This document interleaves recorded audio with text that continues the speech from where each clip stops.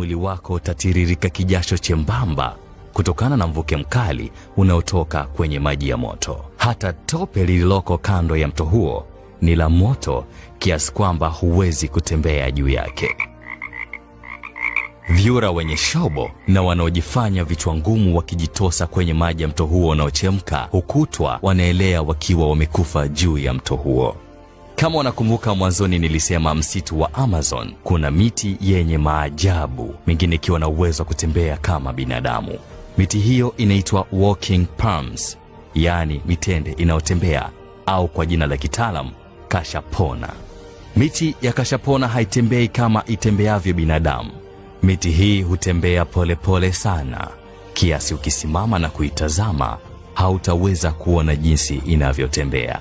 Lakini inapochipua miti hiyo, mizizi yake huanza kutembea kufata mwanga wa jua. Na kwa kufanya hivyo, jua kwamba unapouona mti huo ulipo leo, jua kwamba zamani mti huo haukuota hapo.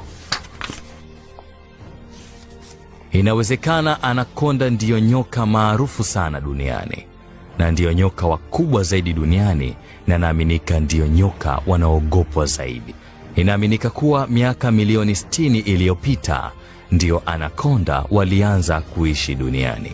Anakonda ndiyo mfalme wa misitu ya Amazon, lakini kama ilivyo jamii ya chatu wengine kutokuwa na sumu, basi anakonda nao huogopwa kwa nguvu na ukubwa wao, lakini si kwa sumu, kwani hawana sumu kabisa. Anakonda wako wa aina tofauti tofauti na hutofautishwa zaidi kwa rangi. Walio maarufu zaidi ni anakonda wa kijani.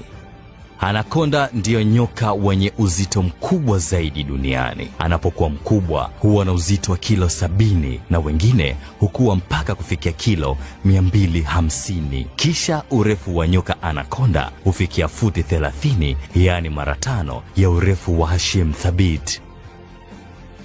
Kama utakuwa na mkosi wa kukutana na anakonda, basi ni bora ukimbizane naye mkiwa nchi kavu. Spidi ya anakonda akiwa nchi kavu huwa ni ndogo, lakini ukijichanganya na kukimbilia kwenye maji, basi shughuli yako ndiyo itakuwa imeisha, kwani anakonda anapokuwa kwenye maji huwa na spidi ya ajabu. Anakonda hupendelea zaidi kula nguruwe pori, wanyama jagwa, na mara chache sana ndiyo anakonda hula binadamu. Na anapokula mlo mmoja anakonda hukaa mwezi mzima bila kula kitu kingine. Ndugu yangu, unapokimbizwa na anakonda, usikimbilie kujificha kwenye giza, itakuwa ni kazi bure.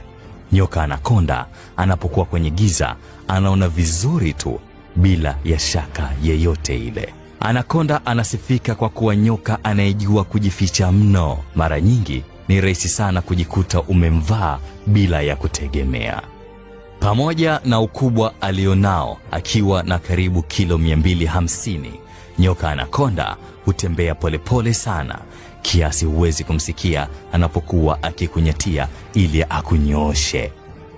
Nyoka wa anakonda nao hufuata uzazi wa mpango. Maajabu wa nyoka hawa wa anakonda huwa tofauti na nyoka wengine. Nyoka wa anakonda huhifadhi mayai yake tumboni, kisha wakati ukifika mayai hayo hupasuka na kujifungua. Mwezi April na mwezi Mei huwa ni mwezi wao wa kujamiana, kisha miezi 6 baadaye anakonda wengi hujifungua, na jike moja la nyoka wa anakonda huzaa kati ya watoto 20 hadi watoto 40. Maumivu ya risasi ni moja kati ya maumivu makali zaidi. Wanasema ukipigwa risasi utasikia ni kama umepigwa na kitu kwa nguvu, tena kwa presha kubwa. Kisha jeraha litakuwa linawaka moto. Sasa maajabu ni kwamba katika misitu ya Amazon kuna siafu wanaitwa bullet ants. Siafu hao ambao siafu wakubwa zaidi duniani, wakikung'ata kusababisha maumivu makali sawa sawa na maumivu ya kupigwa risasi. Ukinusurika na anakonda na siafu hawa wa kutisha wenye sumu kali, basi ni vyema ujinusuru pia na samaki waitwao electric eel. Hawa ni samaki wakubwa wenye kilo karibu 21 na wana maajabu ya kuwa na umeme kwenye miili yao. Umeme ambao una uwezo wa kukupiga shoti kama tu waya wa umeme. Samaki electric eel huwa na umeme kwenye eneo la mikia yao, umeme wa takriban volts 300 hadi 650. Kwa bahati nzuri, samaki hawa si wakorofi na wala hawapendi kuwashambulia wanadamu, lakini nguvu ya umeme wao ni hatari na inawatesa sana mamba wa Amazon ambao hujaribu kuwala samaki hawa. Linaloshangaza zaidi huko Amazon ni majani yaitwayo Victoria Amazonica. Haya ni majani makubwa ambayo huelea kama magugu juu ya mito iliyoko Amazon.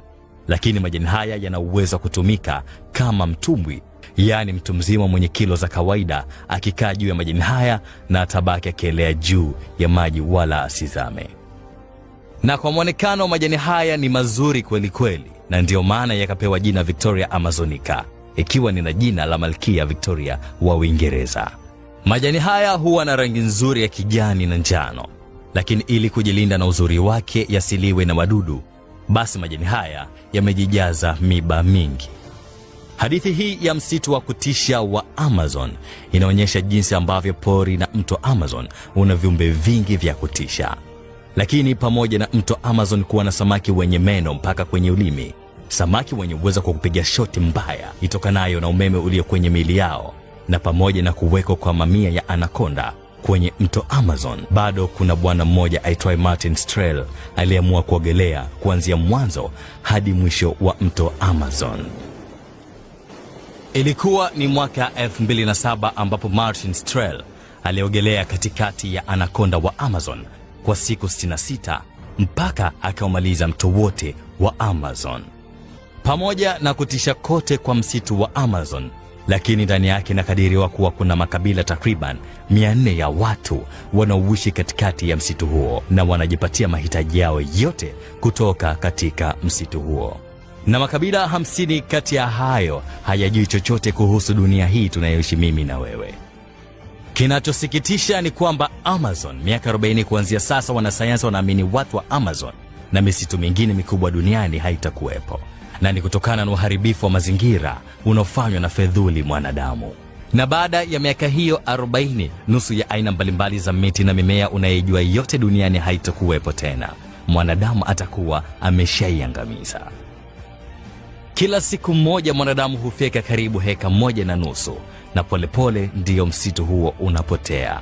Mwanadamu anafanya hivyo bila kujua kuwa wanasayansi wanauita msitu wa Amazon kuwa ni mapafu ya dunia.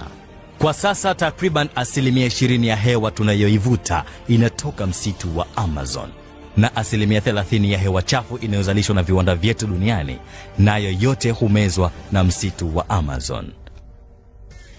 Maji, mwili wako utatiririka kijasho chembamba kutokana na mvuke mkali unaotoka kwenye maji ya moto. Hata tope lililoko kando ya mto huo ni la moto kiasi kwamba huwezi kutembea juu yake. Vyura wenye shobo na wanaojifanya vichwa ngumu wakijitosa kwenye maji ya mto huo unaochemka hukutwa wanaelea wakiwa wamekufa juu ya mto huo. Kama unakumbuka mwanzoni nilisema msitu wa Amazon kuna miti yenye maajabu, mingine ikiwa na uwezo wa kutembea kama binadamu. Miti hiyo inaitwa walking palms, yaani mitende inayotembea, au kwa jina la kitaalam kashapona. Miti ya kashapona haitembei kama itembeavyo binadamu. Miti hii hutembea polepole sana, kiasi ukisimama na kuitazama hautaweza kuona jinsi inavyotembea. Lakini inapochipua miti hiyo, mizizi yake huanza kutembea kufata mwanga wa jua. Na kwa kufanya hivyo, jua kwamba unapouona mti huo ulipo leo, jua kwamba zamani mti huo haukuota hapo. Inawezekana anakonda ndiyo nyoka maarufu sana duniani, na ndiyo nyoka wakubwa zaidi duniani, na naaminika ndiyo nyoka wanaogopwa zaidi. Inaaminika